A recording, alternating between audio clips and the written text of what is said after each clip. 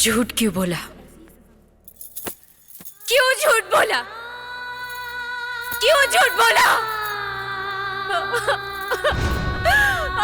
लैला, हमने जो कुछ भी किया वो सिर्फ और सिर्फ आपके प्यार को पाने के लिए किया। अगर लोग कहते हैं कि इश्क खुदा और प्यार ईश्वर है, तो फिर मैं मनोहर हूं या मजनू, इससे क्या फर्क पड़ता है? पड़ता है, फर्क पड़ता है। अगर आप मनोहर कह के भी हमसे मोहब्बत करते, तब भी हम आपसे उतनी ही मोहब्बत करते, क्योंकि हमें पहली नजर में ही आपसे मोहब्बत हो गई थी।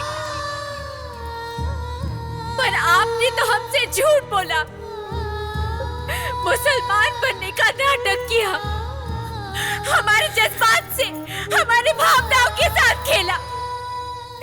आप हमारी मोहब्बत तो दूर, हमारी नफरत के भी लायक नहीं है।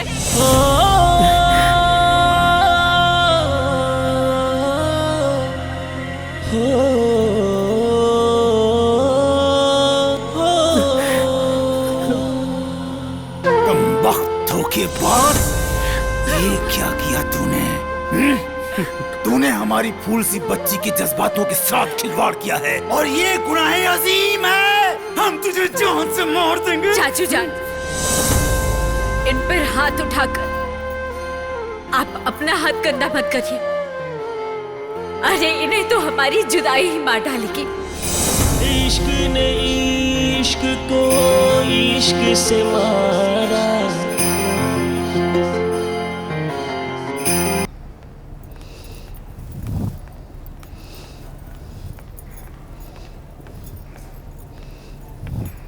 आपने हमें बुलाया अबू जान?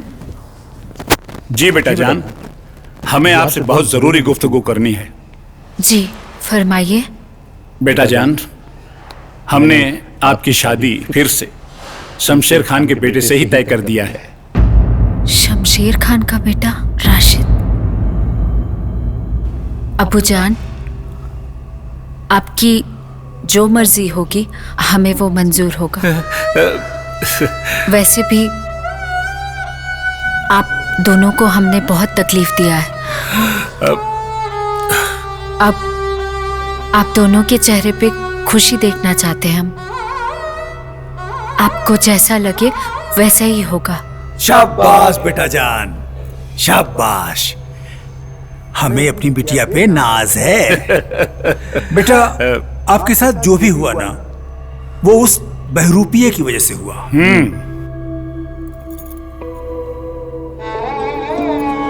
जी चाचू जान, हमें गुजारिश करनी थी आप लोगों से। हमें कुछ टाइम चाहिए इस हालात से निकलने के लिए। उसके बाद आप लोग जो कहेंगे हम वही करेंगे। हम जानते हैं राशिद बहुत ही वेस्टर्न कल्चर के हैं। हम उन्हें समझने की पूरी कोशिश करेंगे। जी बेटा, जैसा आप कहेंगे, जब आप कहेंगे तब हम निकाह करेंगे। ठीक है? अब आप जाओ बेटा, आप जाओ।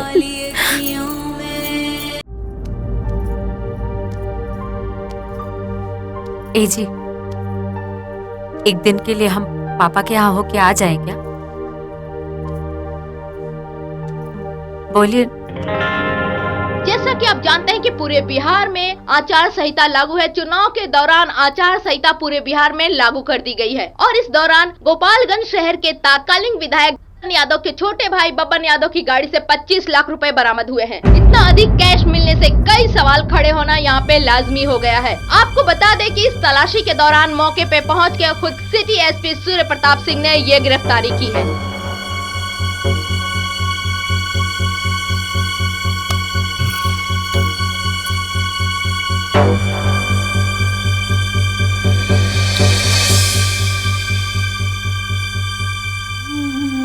का बात है किरण,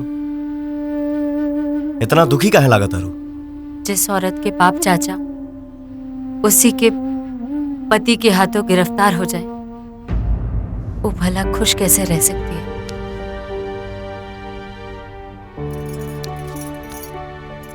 ए जी, चाचा को छोड़ दीजिए ना।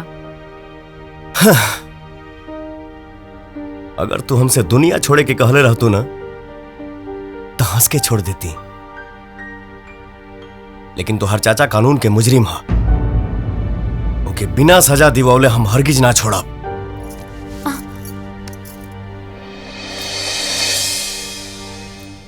देखो बेटी, तुम्हारे शादी में कोई स्पेशल तोहफा नहीं दे पाए थे, तुम्हारे लिए एक छोटा सा तोहफा लेकर आए हैं, ले लो। पापा, हम चाचा का सिफारिश किए थे उनसे, पर वो। कौन बात नहीं बेटी, कौन बात नहीं। अपनी बेटी होने का फर्ज तो तुमने अदा किया, अब प्रताप की बीवी होने का फर्ज अदा करो, दैट्स ऑल। बबन को हम छुड़ा लेंगे, चलो हम चलते हैं। अरे पापा, आप पहली बार यहाँ हैं, कम से कम चाय नाश्ता तो कर लीजिए। नहीं बेटी, बेटी का घर का पानी बाप नहीं पी सकता। सदा सुहागन रहो, ईश्वर हर बला से बचाए तुम्हें। चलो चलते हैं। बस कीजिए, कितना पीजिएगा? हम हार गए नहीं किरण, हम हार गई नहीं। आज तक जौना कानून के रखवारी करत है नहीं, वह कानून कमजोर निकल गए। मुट्ठी भर के गुंडा शहर के छाती पर दाल दरत अरे सा, और ओकनी के सामने कानून घुटना टेक के बैठल बा। आज 4 लोग हमके पागल कहता, काल 1000 लोग कही, और हम पागल बन के ना जी पाए, ना जी पाए। हम हार गए नहीं किरण, हम हार गए नहीं। आप हीरो हैं जी, फिल्मी पर्दे के हीरो नहीं, असली समाज के हीरो। और विपरीत परिस्थितियों में भी हीरो कभी हारा नहीं करते। देखिएगा, एक ना एक दिन ये ग्रहण आपके सर से टल जाएगा और आप फिर से सूरज की तरह चमक उठेंगे। बस आप मरने का बात मत कीजिएगा,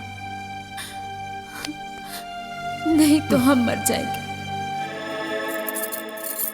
प्रीति, चिंटू के का भइला? अरे भाभी, आखिर का भइला चिंटू के? कुछ ना। शीशा होके या दिल अमृता जी, जब टूटेला ना तो टूट के बिखर जाला। पर खाली इतने होला कि शीशा के टुकड़ा नजर आवेला, लेकिन दिल का टुकड़ा नजर ना आवेला। अरे ये पहेली काहे बुझावताड़ा? हमके कुछ समझ में नहीं आवत। तू ऐसे काहे कि तू कब्बो समझे की कोशिश ही न कैलू अमृता। एको बात बतावा, तोरा कब्बो देवर जी के प्यार महसूस ना भइल? उ तो जहिया से तोरा देखलन तहिया से उनका मन में बस एके गो सपना रहे कि तोरा अपना घर की बहू बनावस। उ तो हमेशा यही सोचलन कि उ तोरा साथ अपन दुनिया बसाई है। तू उनका जिंदगी की मतलब तो दे देलू, बाकी उनका जिंदगी के सबसे बड़ा सपना उनका से छीन ले लू।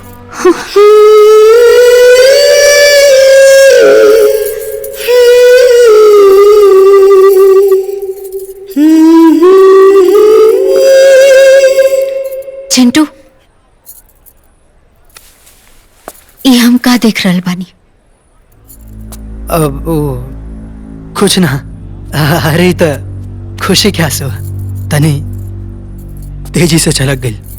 सच सच बतावा, तू कबो बतौला काहे ना कि तू हमरा से प्यार करेला? बतावे के कब वो जरूरत महसूस ना भइल, काहे कि जब भाव कमजोर पड़ेला तब शब्द की जरूरत पड़ेला, बाकी जब भाव मजबूत होला तो बोलना के कोनो जरूरत ना पड़ेला। तो हमके लागल कि तू हमरा भाव के समझ जेबू। हे भगवान, लोग ठीक ही कहला कि निहरा की बारात आवे में हमेशा देर होला। कितना कितना बेवकूफ बानी हम। अगर तोरा के पता रहे तो कहा तू हमरा से शादी कर तू। आपका पूछा था काहे के बिना जाने हमरा चैन न मिली। जान के भी का मिली। सच तो ये बाकी हम खुद नहीं की जानत। पहले कब सोचले न रही, अब सोचब तो पाप लागी। बहुत देर हो गई बा चिंटू, हमनी के दोस्ती के संबंध यहीं तक रहे। आप आपन आपन नया सफर तय करे के बाद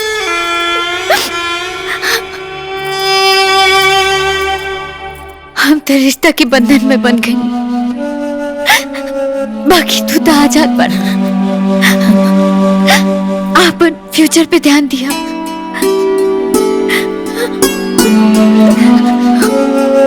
बिछड़े के गम में अपने आप की तकलीफ मत दिया।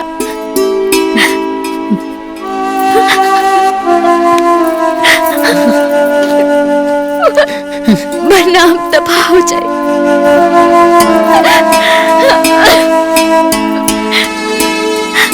आप ख्याल रखिए। बाय।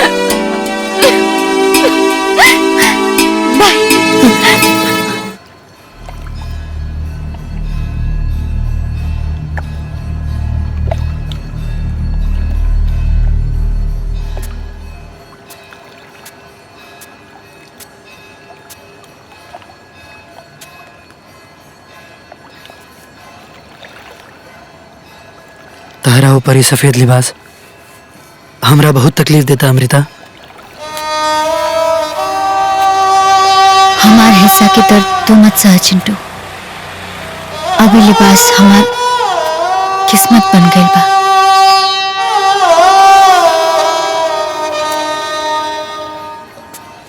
तो चाहबू तो तोहार किस्मत बदल सकेला अमृता। हमार चाहत के सिलसिला अब खत्म हो गई बा। तू और आरोही खुश रहा, भगवान से यह प्रार्थना हुई। हमार खुशी आरोही में ना तोहरा में बा अमृता। ये तू कैसे बात करत अड़ा? ये हमार दिल की आवाज बा अमृता। हमारा दिल में सिर्फ और सिर्फ तोहार प्यार भरल बा। तोहरा बिना हम ना जी पाए। तोहरा से बहुत प्यार करेनी हम। I love you Amrita, I love you. रुका अमृता, हकीकत से मुंह मोड़ के कब तक भगबू? कहाँ तक भगबू? ये गलत बात, ये पाप। ये पाप ना, ये प्यार है अमृता, ये प्यार है। प्यार करे के अधिकार हम खो चुकल बानी। हम विधवा हो चुकल बानी, विधवा। हम तोरा के सुहागिन बनाई।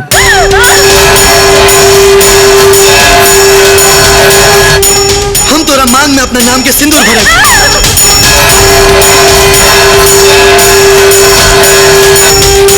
फिर तोरा माथा पर बिंदिया चमकी।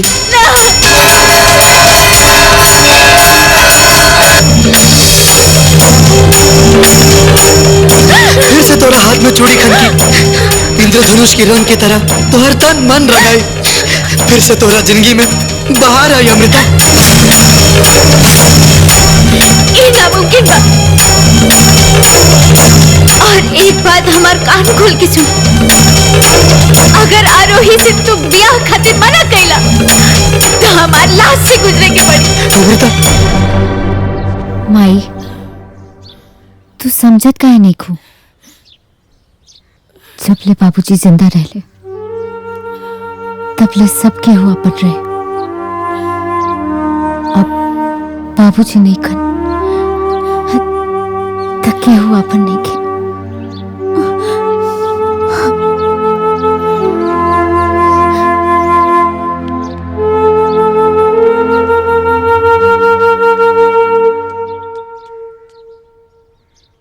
ए जी, रउआ तो कहत रही कि राउर सब रिश्तेदार रउआ के अपना प्राण में बसावेला, लेकिन रउआ जाते ही सब रिश्तेदार हमने के साथ छोड़ दिया। आज राउर बेटी के रिश्ता तय होके जा रहा है और हमरा साथ केहू नहीं जी। रउआ तो जानते बानी एगो औरत खातिर कितना बड़ काम बा, कितना मुश्किल बा, लेकिन हमरा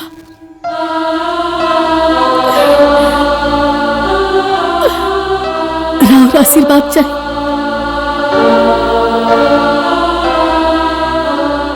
हम जाता नहीं बेटी।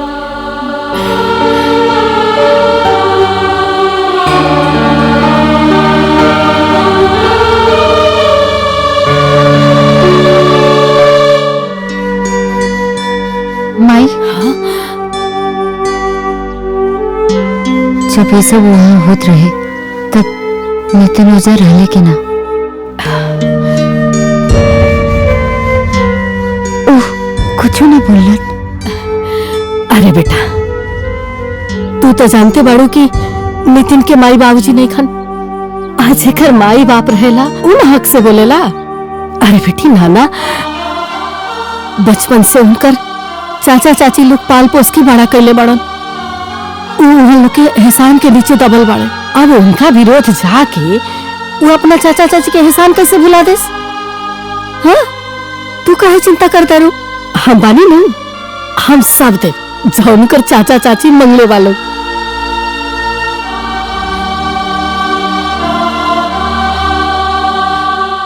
हमरा दिमाग में एगो बात आई। हाँ तो बोल ना।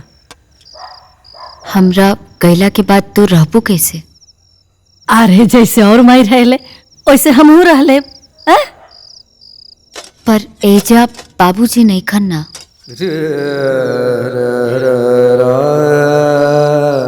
बाबूजी नहीं खनता का भाई?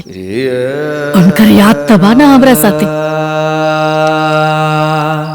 कुछ भी हो, बाकी हम बिया के बाद तारा अपना साथे लेके जाए।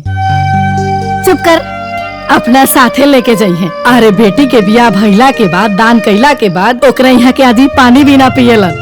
हमारा के लेके जाइए। चुप रह, जब देखा तब बकर बकर बोलत रहले। ला इन्हें डाल दे। ला, हम कुछ नहीं की जानत। इतना सब कुछ सुना दिलू हा। खाली हम ये पूछनी है कि तू रहबू कैसे? अरे हम जियब तब नहीं का? अरे ना, हमारा कहे का मतलब है कि हमार 4 दिन के जिंदगी बा, बाकी भगवान के मर्जी। हाँ चल ले, चुपचाप खो। लड़की जात के ज्यादा ना बोले के चाहिए। जब देखा तब तिल के ताड़ करत रहले। चल खो। अरे खो चुपचाप। वो कता कता रे खाइबो के दिन तारा के।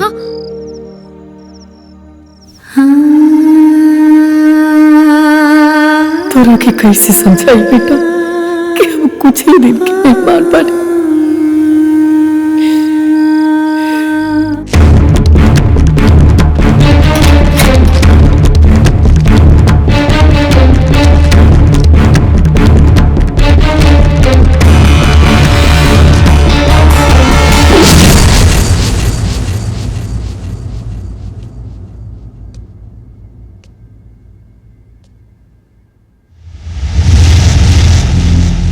मुन्नी,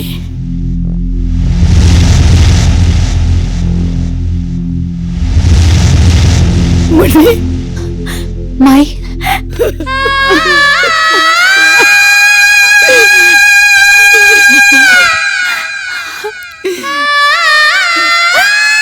तोरा से बात ऐसे छुपाने की हम चाहत रहे कि हमरे मरे से पहले तोरा के दुल्हन बना के भेज दी। अब हमार जीवन कितना दिन के बा बेटा, लेकिन तोरा आगे तो पूरा जीवन पड़ल बानी। ए बेटा, हम ना चाहत रहे कि तू बना के तोरा के ससुराल भेज।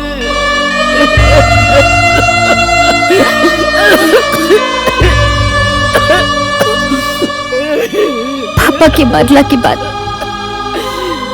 माई हमार दुनिया, हमार खुशी सब तारे में सिमट गई। माई तू ये कैसे सोच ले कि तारा की ये अवस्था में हम छोड़ के ससुराल चल जाए?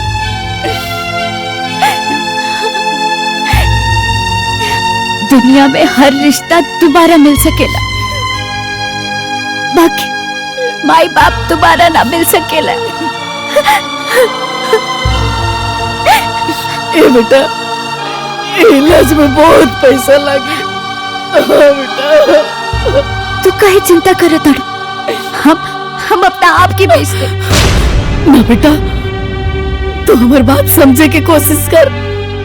ऐसे कुछ नहीं के करे के नाहक पैसा बर्बाद हो।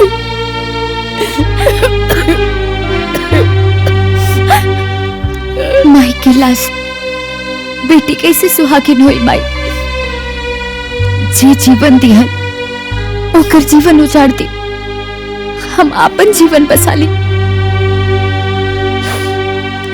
ना माई, ये संभव नहीं के।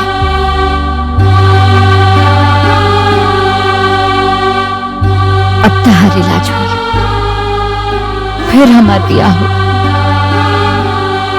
हम लड़का वाला के अभी इन्फॉर्म कर देता नहीं।